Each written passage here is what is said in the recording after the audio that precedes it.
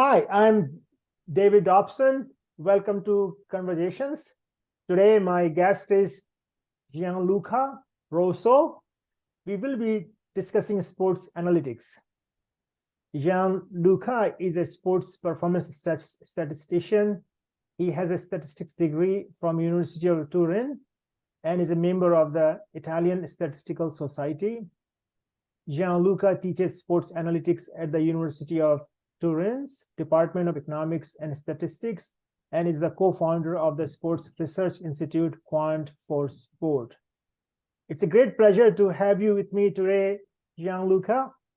Nice to meet you. Hi, David. Thank you for the invitation, for giving me the opportunity to discuss a topic that is becoming more and more interesting as time goes by.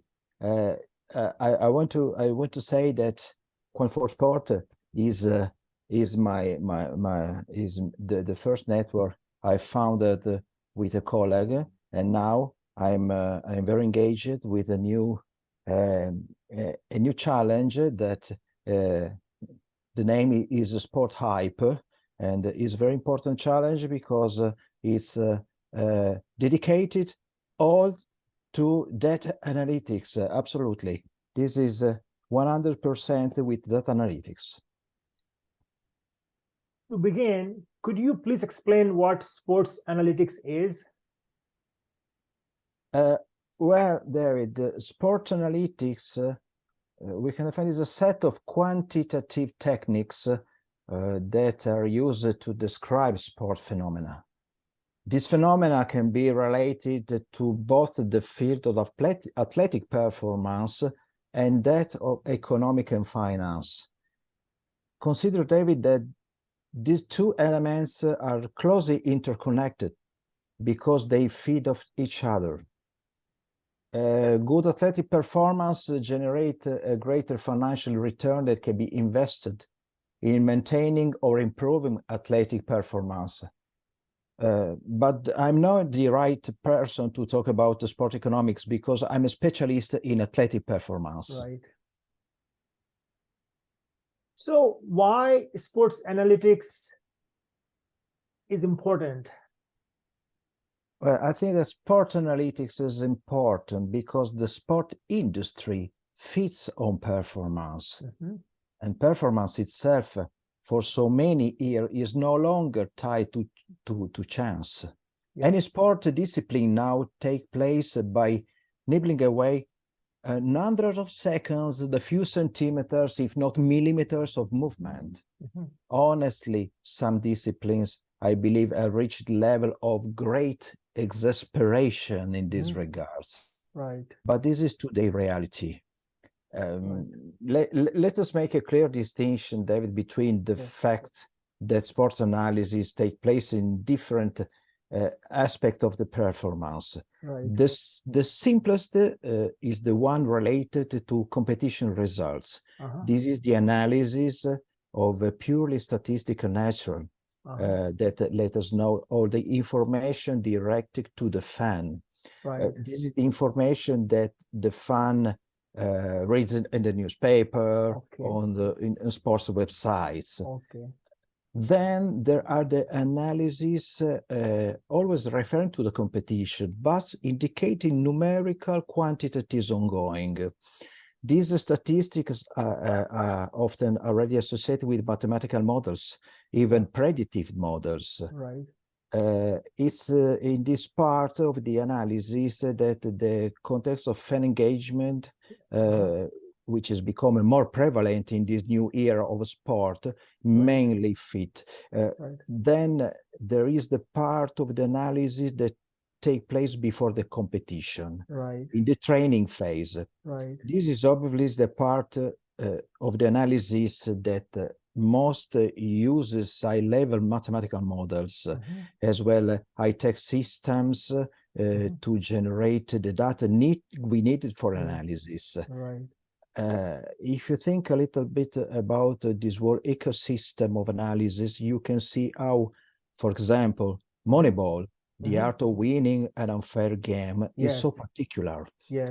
It deals with the topic of scouting, the analysis of young people and their potential is really very important. Right.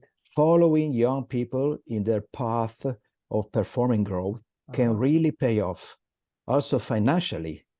And here we return to what I said at the beginning. Right. Yeah. You mentioned data, like, and I'm assuming it's very complex with the nature of work you do. How you go about collecting these data of sports or athletes? We collected, normally we collected the data with devices, with computer vision. So they are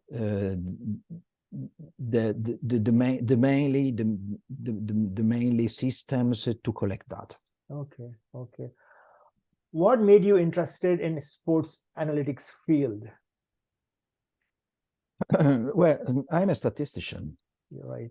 So numerical analysis has always been an everyday subject for me. Yes. It's not lost since I'm going into sports analytics. I started in 2016 by analyzing in detail the Monte Carlo Grand Prix, which was full of highly variable elements. I wonder if I could be able to explain the dynamics of the race with all the variables available. For example, unstable weather, tire changes, pit stops, overtaking. So, in a nutshell, the strategies of different teams. I turned it out to be an interesting study that aroused the interest of the University of Turin, where I still teach in my laboratory.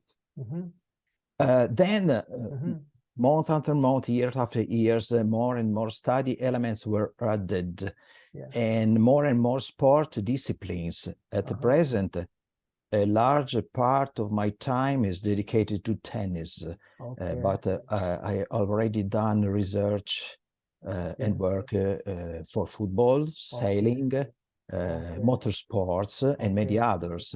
And fencing, athletics, and paddle are being added. There are many models that can be used, but the main direction are the study of the young people in sport academies and the creation of model of physical and mental fatigue. This is very important.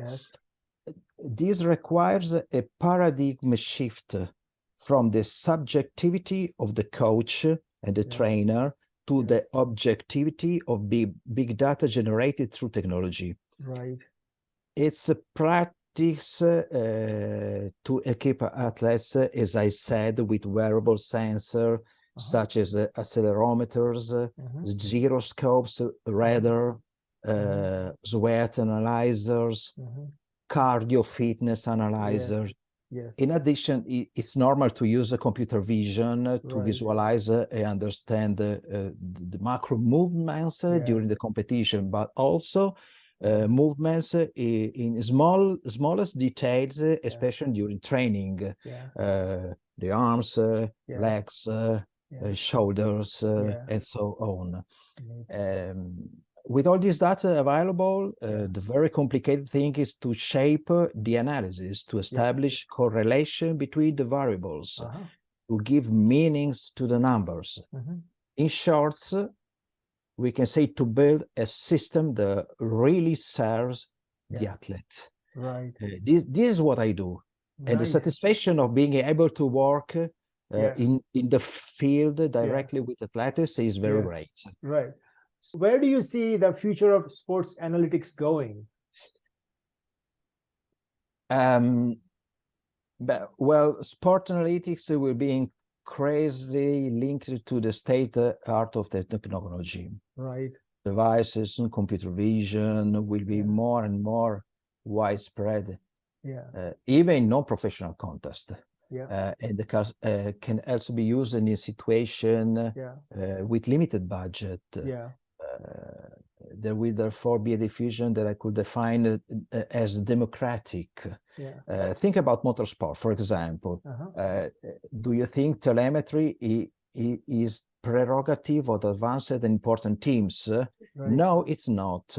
There are telemetry systems even for karting. A sportsman nowadays does not exercise without a fitness tracker. Yes. Fitness tracker is a must for a sportsman. Many tennis and paddle court have already installed a system that provides games statistics. Yes. Feeding on data Yes. and statistic is now commonplace. Right. But for the professional sector, a tailor-made analysis is mandatory, which online shops tools cannot provide. Besides this, the second direction is certainly related to the fan experience and all the systems of using and sharing data through digital tools to be used live. A large part of the fans' attention will be directed towards virtual and augmented reality. In many cases, even in the metaverse. Right. This does not necessarily mean distorting sport. It means taking note that after the exaggerated evolution of athletic performance, we will see the evolution of the way of watching sport. Finally, do you have any advice for people who wish to pursue a career in sports analytics?